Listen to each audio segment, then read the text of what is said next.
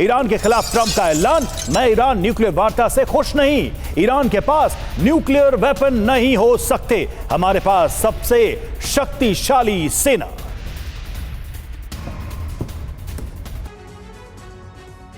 और देखिए ट्रंप की ईरान को सीधी चेतावनी, ईरान पर बहुत बड़ा फैसला लेना है, यह ट्रंप ने कहा है। ईरान ने 32,000 लोगों की हत्या की, कभी कभी कार्रवाई करनी पड़ती है, यह ट्रंप की चेतावनी। और ट्रंप का आखिरी फैसला आज ईरान पर हमला। जी हां, क्या है पूरा मामला? 5 चेतावनियां जो दी गई हैं वो क्या है? ईरान के पास न्यूक्लियर वेपन नहीं हो सकते, यह साफ कहा है ट्रंप ने एक बार फिर से। दूसरा, ईरान के साथ न्यूक्लियर वार्ता पर खुश नहीं। तीसरा, तेहरान यूरेनियम ट्रांसफर करने को तैयार नहीं।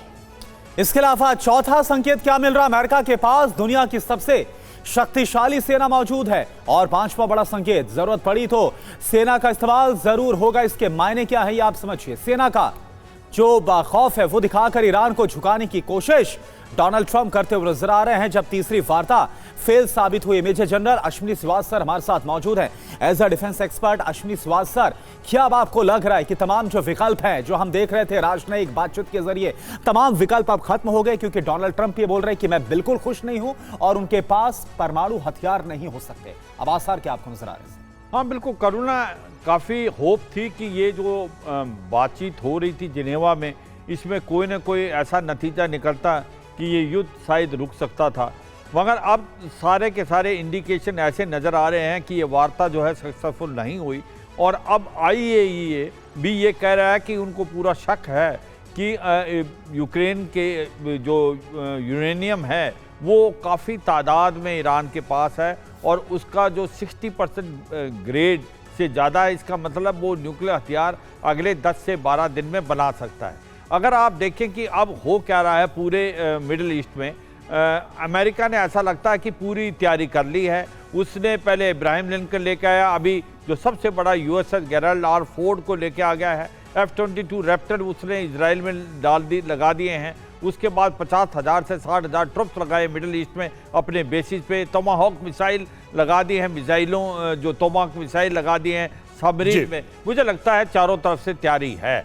क्या ये युद्ध होगा? अभी भी मुझे लगता है ये प्रेशर टैक्टिक्स है। अमेरिका सोचता है कि लास्ट मोमेंट पे भी प्रेशर करके कहीं ना कहीं ईरान से बात। बिल्कुल सर, लेकिन ये भी एक ही वजह है रवि, मैं यही कहूंगा, अगर ये लड़ाई होती है तो ये अमेरिका के लिए भी इतना आसान नहीं होगा, क्योंकि ईरान जो है वो हमले करेगा सभी मिडिल ईस्ट बिल्कुल पे। और दूसरी बात ये है वो स्टेट ऑफ हॉर्मुज को ब्लॉक कर देगा, जिससे पूरे वर्ल्ड की इकोनॉमी को इंपैक्ट। बिल्कुल सर, इसमें कोई दो राय नहीं। ईरान के साथ वॉर में जाना अमेरिका के लिए आसान नहीं होगा। इतनी तैयारी, इतना इंतजार इसी बात का सबसे बड़ा सबूत है। और देखिए ईरान पर हमलों की आशंका तेज हो गई है।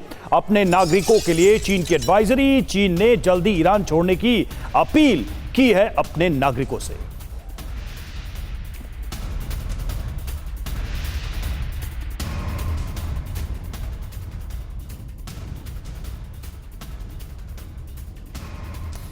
तो देखिए, पहले हमने आपको खबर दिखाई थी ब्रिटेन, इसके बाद चीन, और अब देखिए पोलैंड की तरफ से भी ईरान के अंदर एडवाइजरी जारी कर दी गई ईरान को लेकर। पोलैंड ने अपने नागरिकों से ईरान तुरंत छोड़ने के लिए कह दिया है।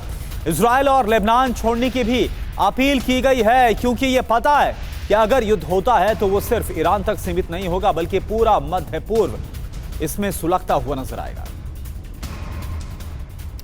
और देखिए ब्रिटेन ने ईरान में दूतावास बंद किया है। एक और खबर आ रही है, एक और बड़ा संकेत सामने आ रहा है। दूतावास के कर्मचारियों को वापस बुलाया है। हमलों की आशंका के बीच ये फैसला लिया गया है। तो आप देखिए ये दो खबरें जो हमने आपको दिखाई, चीन से रिलेटेड, ब्रिटेन से रिलेटेड, ये बड़े इंडिकेशन हैं कि बहुत ज्यादा शायद वक्त नहीं है। अगर अमेरिका कुछ तय करता है हमले के लिए, अगर कोई ऐसा निर्णय लेता है कि उसे युद्ध में आखिरकार जाना ही है, तो ये दो बड़े फैसले, दो बड़े देशों के जो एडवाइजरी हैं, ये अपने आप में एक बड़ा संकेत है आने वाले दिनों का।